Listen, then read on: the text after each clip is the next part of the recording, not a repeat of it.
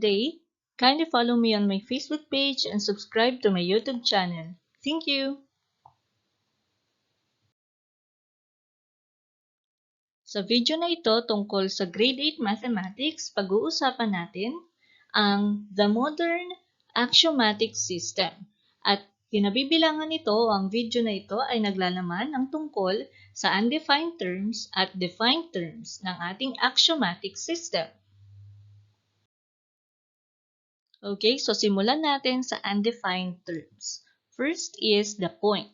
Point has no dimension, meaning no length, no width, and no thickness. It is represented by a dot and named by a capital letter.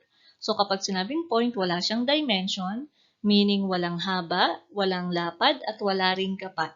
So like this one, as you can see, we have a ball pen, at ang dulo po ng ball pen or tip of a pen ay isang halimbawa ng point. So, pangalanan natin ang point na ito as point B. So, kung mapapansin nyo, nirepresent siya using ang dot and pinangalanan natin as capital letter B. Next is stars in the sky. So, halimbawa, pumili lang tayo ng isang star and then pangalanan natin ang star na iyon as point S. So, ang star o ang isang star sa sky ay halimbawa rin ng point. Next is the line. Line has no width and no thickness, but it has length since it extends endlessly in opposite directions. It is represented by opposite arrows and named by a single small letter. So kung ang point ay walang length, walang width, at walang thickness, ang line naman ay merong length pero wala siyang width at wala ring thickness. So paano nga ba nagkaroon ng length ang line? Ito ay dahil kapag sinabing line, pwede nating i-extend sa opposite directions or pwedeng i-extend sa left at sa right side ng line or ng arrow. So kung ang point ay nire-represent ng dot, ang line naman ay nire-represent ng opposite arrows and then pinapangalanan using the single small letter. So like this one. So it is an example of line. It is a railway. So ang gilid na ito ay nagre-represent sa line. So let us form a line. Kung mapapansin nyo, merong arrow dito sa taas at ganun din sa baba. Ibig sabihin, pwedeng i-extend dito sa baba at pwede pa rin pahabaan doon sa taas. At pangalanan natin ang line na iyan as line X, which is a small letter. Another is this one, a ruler. So, ang gilid ng ruler na ito ay isa ring halimbawa ng line at pangalanan natin ang line na ito as line Y. Ang pangatlo namang undefined term sa geometry ay ang plane. So, kapag sinabing plane, it has no thickness but it has length and width since it extends endlessly in all directions. It is represented by any two-dimensional surface or 2D and named by any 3 points which are not on the same line or simply by a single script letter. So, ito yung mga halimbawa ng plane. Una ay ang cover ng book. So, ang cover na ito ng book, so, lagyan natin ng cover or itong plane na ito, so, halimbawa ito ng plane since ito ay two-dimensional, pero kapag yung buong book na, hindi na siya two-dimensional, iyon ay three-dimensional surface. So, kung ang cover lang ng book ang ating i-consider, so ito ay halimbawa ng plane. And pangalanan natin ang plane na iyan as plane B. Which is, so ang style na ito, iyon yung tinatawag nating single script letter. Next is this one, a flat screen TV. So, ito po ay isa ring halimbawa ng plane. Pangalanan natin ang plane na ito as plane S. Okay, so dito naman tayo sa defined terms. Kung merong undefined terms, meron namang defined terms. At una dyan ay ang collinear points, wherein collinear points are the points on the same line. So for example, meron tayong one line. At meron ditong 3 points. So kung mapapansin nyo, nasa iisang line ang 3 points, so iyan yung tinatawag nating collinear points. Next is non-collinear points. These are points not on the same line. So again, meron tayong one line. And then, ang 2 points natin ay nasa line mismo, pero yung isang point natin ay wala sa line. So, ito yung tinatawag nating non-collinear points dahil hindi lahat ng points ay nasa iisang line. Next is the coplanar points. So, kapag naman sinabing coplanar points, these are the points on the same plane. Collinear, same line. Coplanar, same plane. So, for example, meron tayong plane or two-dimensional na rectangle. And then, meron tayong tatlong points sa loob ng plane. So, ang tatlong points na po na iyan, kahit hindi sila nasa iisang line, sila po ay tinatawag na coplanar points dahil sila ay nasa loob ng iisang plane. Next is the non-coplanar points. Kapag naman sinabing non-coplanar points, these are the points not on the same plane. So again, meron tayong plane, and then yung 3 dots natin or 3 points natin ay nasa loob ng iisang plane, pero ang isang point ay nasa labas ng plane. Ibig sabihin, merong isa na hindi napunta sa loob ng plane, meaning ito yung tinatawag nating non-coplanar points. Next is the segment. When we said segment, it is a part of a line consisting of 2 points and all points between them. So, ito yung itsura ng segment. Kung mapapansin nyo, wala ng arrow sa kaliwa at sa kanan. So, ito yung halimbawa ng segment. At ang segment ay may 2 endpoints. Kapag sinabing endpoints, iyon yung end na points sa left at sa right. So, pangalanan natin ang endpoints as point N at point M. So, paano nga ba natin pinapangalanan ang segment? Pwede natin pangalanan ito as segment MN or segment NM. Alin man sa dalawa ay tulad lang or tama dahil pareho naman silang endpoints. So, kailangan kapag magsusulat kayo ng segment, merong symbol na segment line dito sa taas ng dalawang points. Next is the ray. Kapag naman sinabing ray, it is a part of a line that starts at an endpoint or point at one end or the starting point and extends infinitely in one direction. So, ito yung itsura ng ray. So, sabi dyan, kapag sinabing ray, merong isang endpoint at yung isa naman ay nag-e-extend infinitely. So, dito mag-e-extend ang ating ray sa kanan lamang at hindi sa kaliwa dahil ang kaliwa ay endpoint. So, pangalanan natin ang endpoint natin as point A at yung isang point naman sa loob ng ray, iyon yung ating papangalanan as point B. Question, bakit hindi natin nilagay ang point B doon sa dulo? Ito ay dahil hindi siya considered as endpoint dahil may arrow. So, posible pa siyang i-extend ng gaano man kahaba yung ating right side. So, ano nga ba yung pagkakaiba ng segment at ng ray?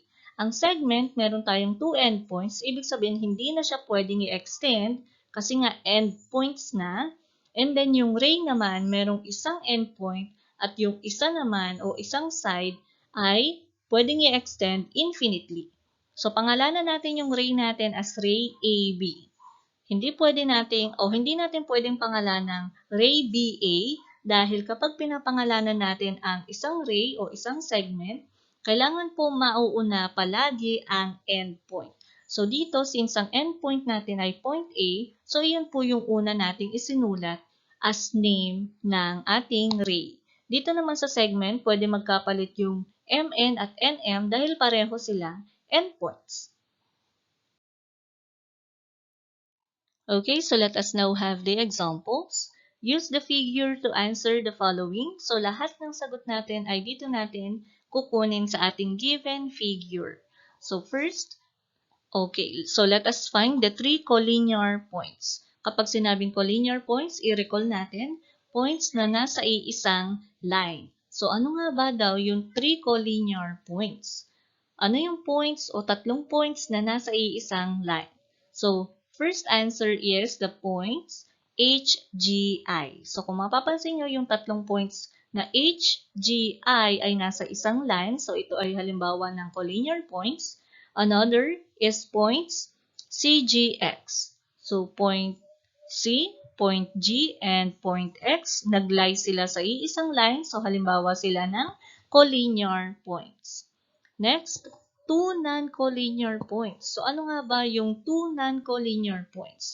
Kapag sinabing non-collinear points, iyon yung mga points na hindi nag-lie sa iisang line. Halimbawa, may isang line o may isang point na naligaw sa ibang part, and then magka-line yung dalawa. So, yung tatlong points na yun ay non-collinear points dahil naligaw yung isang point sa kabila. So, let's have the given answer, points BGI, point B, point G, and point I.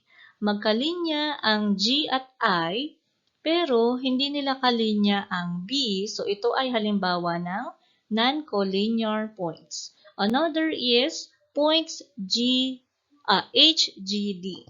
Point H, point G, and point D. So, hindi rin sila nag-lie sa iisang line. So, halimbawa din sila ng non-collinear points.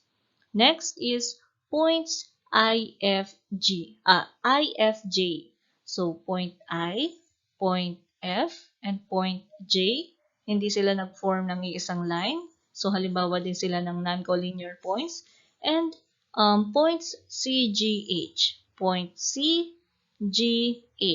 Hindi rin nag-form ng isang line. So, iyon ay tama.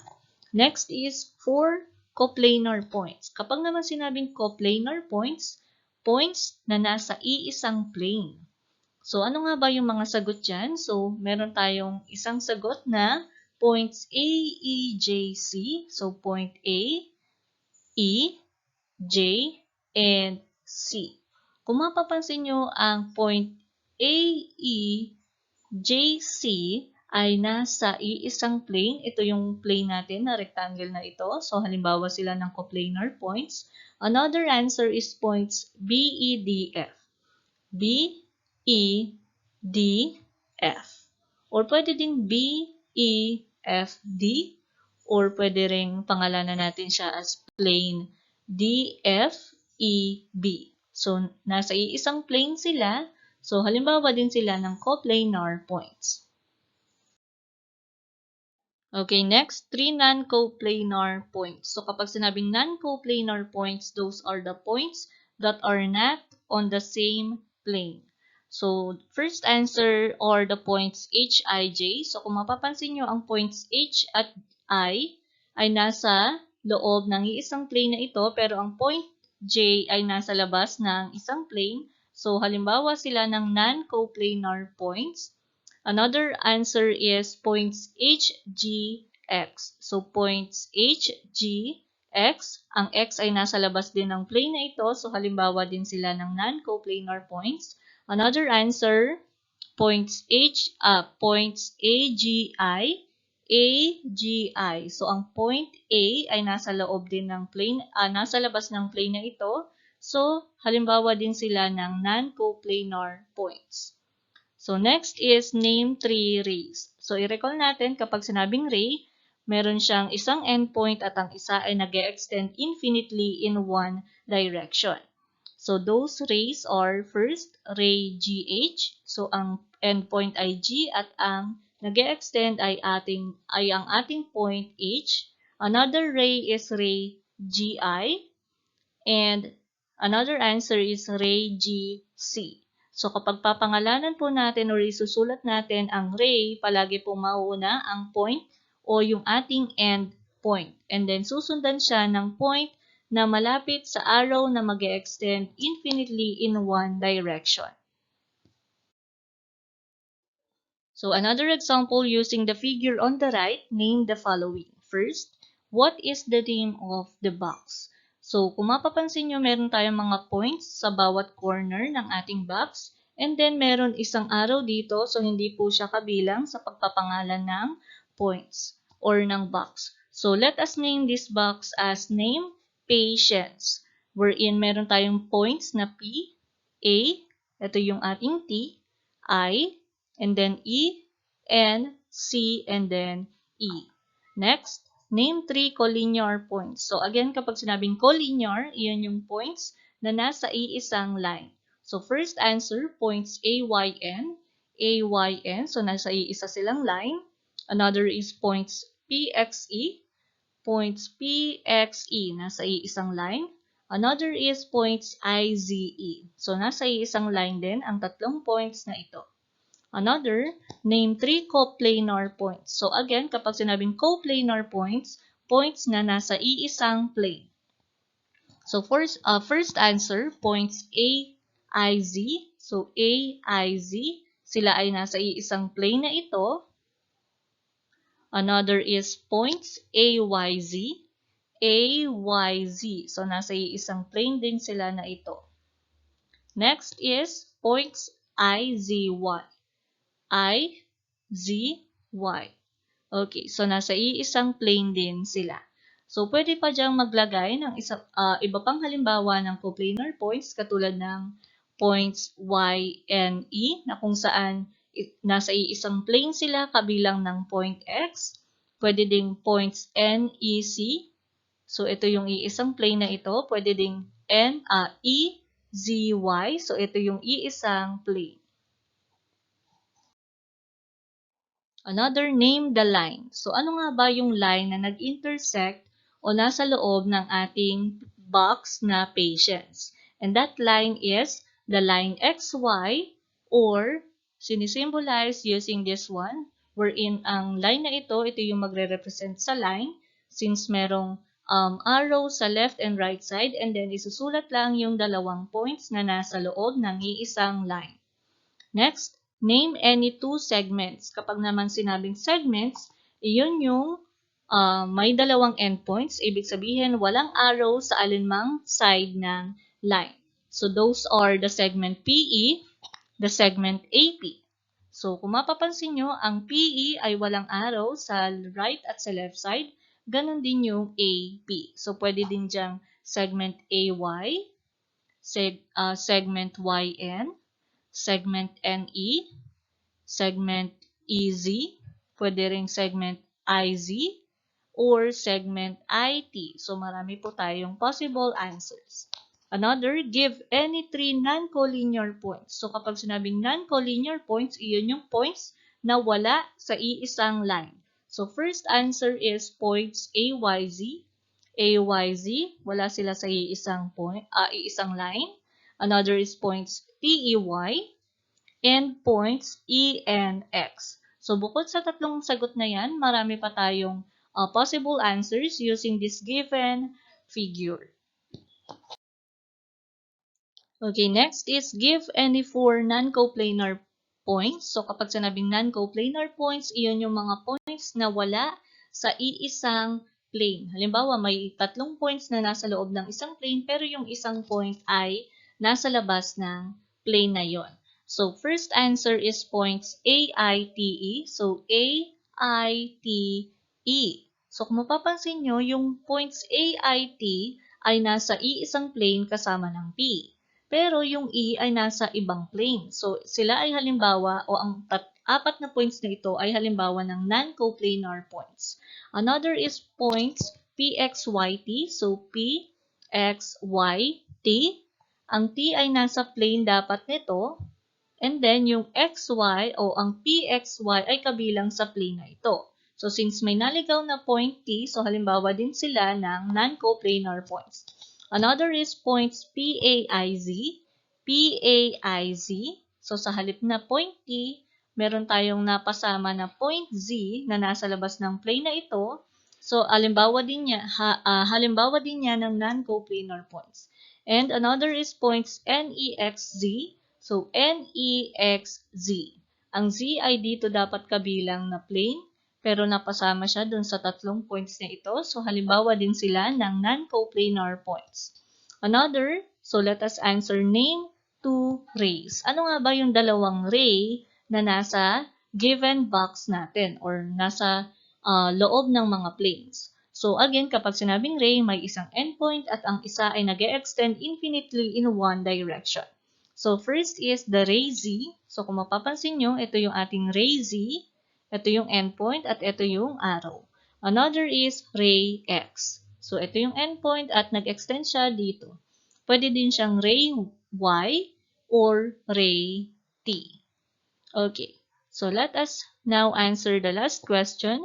How many points are there? So, kapag sinabing points, nire-represent siya ng dot named by a capital letter. So let us count the points in this box. So 1, 2, 3, 4, 5, 6, 7, 8, 9, 10, 11. So therefore, the box patients have points 11. So let us now summarize what we have learned about the lesson for this video. First is the undefined terms. So kinabibilangan ng undefined terms ng point, line, at plane.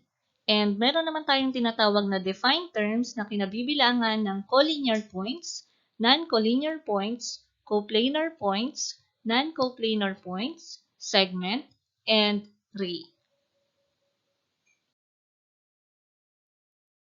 So sana ay may natutunan kayo tungkol sa video na ito or sa lesson na ito. Thank you for watching. If you have questions or suggestions, feel free to comment below. Enjoy learning mathematics. God bless us all!